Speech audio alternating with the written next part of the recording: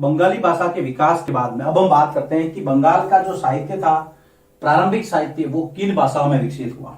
तो वो दो भाषाओं में विकसित हुआ। बंगाल का प्रारंभिक साहित्य दो भाषाओं में विकसित हुआ, दो भाषाओं में विकसित हुआ। वो कौन कौन सी थी? पहली तो थी संस्कृत या संस्कृत की ऋणी। पहली थी संस्कृत या संस्कृत से संबंधित, संस्कृत की ऋणी। दूसरी संस्कृत से स्वतंत्र।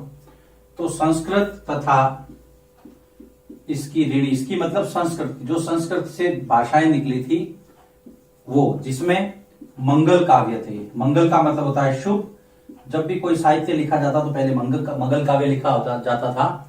तो मंगल काव्य पहले, मंगल काव्य दूसरा, और उसके साथ में मंगल काव्य तथा वैष्णव परंपरा से प्रेरित साहित्य, वैष्णव परंपरा, भगवान विष्णु और उससे संबंधित वैष्णव परंपरा से प्रेरित या संबंधित साहित्य। एग्जाम्पल दिया है भगवान चैतन्य महाप्रभु, जो बंगाल में सर्वाधिक लोकप्रिय है ना। चैतन्य महाप्रभु या भगवान चैतन्य, भागवत की जीवनी आदि। दूसरा जो साहित्य था, दूसरा संस्कृत, इसकी ऋणी। दूसरा संस्कृत से स्वतंत्र, जो कि लोक साहित्य होता है। आप किसी भी इलाके में जाइए, वहां का जो फोक कल्चर होता है, लोक संस्कृति होती है, वो लोक साहित्य से संबंधित होती है। गुजरात में, राजस्थान में, कर्नाटक में, कहीं भी जाइए आप, एक लोकल कल्चर होता है, लोकल लिटरेचर होता है। तो जो दूसरा जो था, जो संस्कृत से स्वतंत्र था, उसमें नाथ साहित्य और आपके मैनामती गोपीचंद्र के गीत। संस्कृत के स्वतंत्र थे में नाथ साहित्य, मैनामती गोपीचंद्र के गीत, मैनामती गोपीचंद्र के गीत। फिर धर्म ठाकुर की पूजा और उससे संबंधित कहानियां, धर्म ठाकुर की पूजा, धर्म ठाकुर की पूजा तथा इससे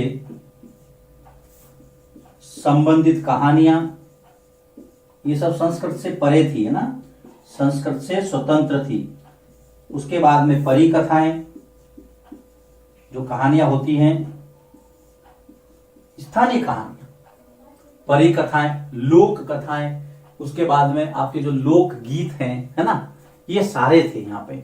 परिकथाएं भी, लोक कथाएं ले सकते हैं हम, लोक कथाएं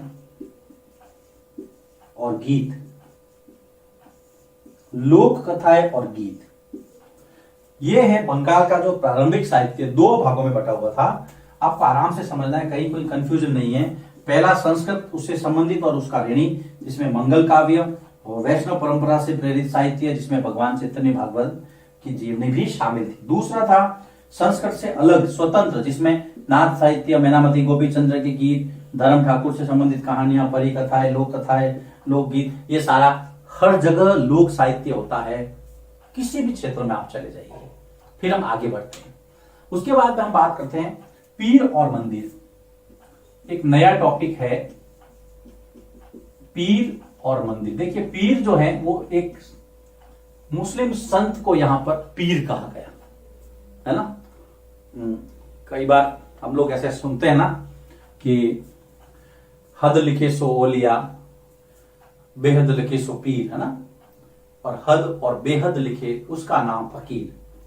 पीर यहां पर इस्लाम की संस्कृति से संबंधित एक संत को कहा गया है कि 16वीं सदी के अंदर, या ध्यान देखिए, हम इसकी भूमिका की तरफ चलते हैं। जब 16वीं सदी शुरुआत हुई, या 16वीं सदी के दौरान, 16वीं सदी में जो लोग थे वो पूर्वी बंगाल से आपके पश्चिमी बंगाल से पूर्वी बंगाल की तरफ डेल्टाई भागों में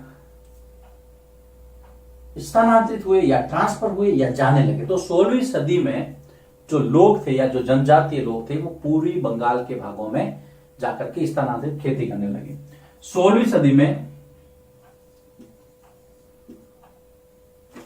पश्चिमी भाग से 16वीं सदी में पश्चिम से लोग पूर्वी बंगाल के डेल्टाई इलाकों की तरफ, डेल्टाई इलाकों की तरफ बढ़े तथा स्थानांतरित खेती, आपको पता ही है, जगह बदल बदल के खेती करना, स्थानांतरित खेती करने लगे।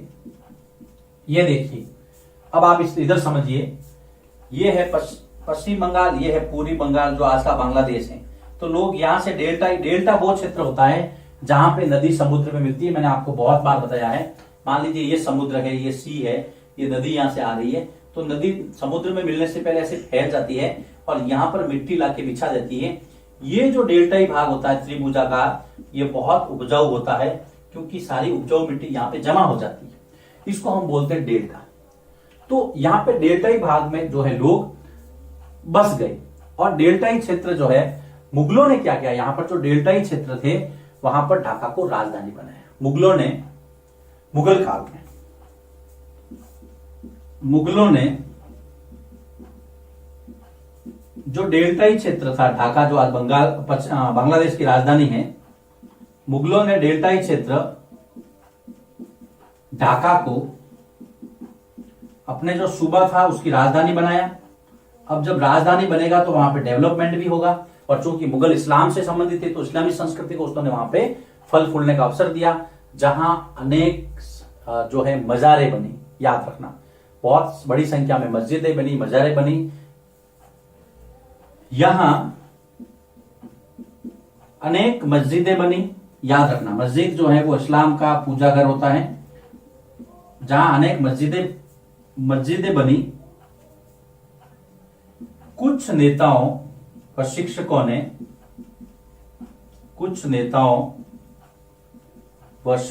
ने यहां पर लोगों को सुरक्षा का आश्वासन दिया। उन्होंने कहा कि आप यहां सुरक्षित रहेंगे, सुरक्षा का आश्वासन दिया। और ये जो नेता थे, आश्वासन दिया, ये पीर कहलाए। क्या कहलाए? पीर। तो पीर एक तरह से संत है। लोगों को ऐसा लगता था कि इनके पास अलौकिक शक्तियां जिससे वो हमारा सारे दुख दर्द दूर कर लेंगे। बंगाल में इन पीरों की बहुत बड़ी संख्या में मजारें बनी। तो बंगाल में पीरों की अनेक मजारें हैं। मजार मतलब इनके मरने के बाद में इनके वहां पर स्थान बनाया जाता है, जिसको मजार बोलते हैं। तो ये है, देखिए वापिस हम समझते हैं इसको, पीर और मंदिर। सबसे पहले पीर की बात करेंगे कि 16वीं शताब्दी में लोग पश्चिम से पूर्वी बंगाल की तरफ उन्मुख हुए, गए। वहां पर उन्होंने स्थानांतरित खेती की, जमीन को साफ किया। ज्यादातर जनजातीय समूह था। मुगलों ने इस डेल्टाई क्षेत्र में ढाका को अपनी राजधानी बनाया और वहां पर लोगों को आश्वस्त किया कि आप यहाँ पे सुरक्षित हैं। कुछ लोग जो टीचर भी थे, है ना, कुछ नेता भी थे, धार्मिक गुरु भी थे, उन्होंने लोगों को सुरक्षा का आश्वासन दिया। कालांतर में ये लोग पीर कहलाए, जिनकी बंगाल में काफी बड़ी संख्या में मजारें बनी हैं। अब हम आगे चलते हैं। अब हम बात करते हैं मंदिर निर्माण की, कि मंदिरों का निर्माण, जो ये पीरों की बात हो गई, मजारों की बात हो गई, कैसे जो है वहां पर पूर्वी बंगाल की तरफ ये लोग उन्मुख हुए। अब हम बात करते हैं मंदिरों की। लिखिए इसको, इसके बाद हम आगे बढ़ते हैं।